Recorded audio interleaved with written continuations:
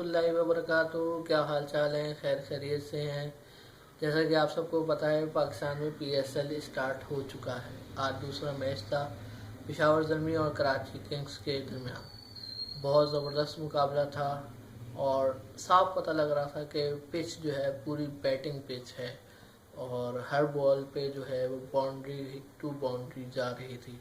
Karachi Kings ने ज़बरदस्त batting की और 200 तक स्कोर को पहुँचाया।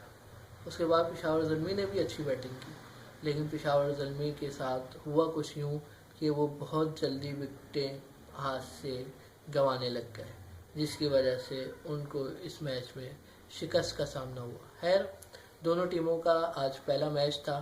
अभी मज़ीद मैचेस हर टीम के पास हैं और अच्छी चीज़ ये है कि पाकिस्तान में PSL हो रहा है। इंटरनेशनल प्लेयर्स जो हैं वो पाकिस्तान में खेल रहे हैं, एक आज़ाद माहौल में खेल रहे हैं।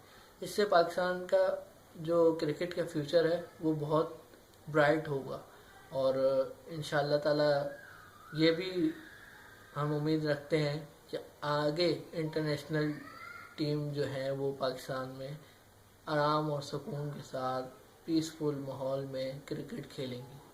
मेरे चैनल को सब्सक्राइब करें और शेयर करें और लाइक करें।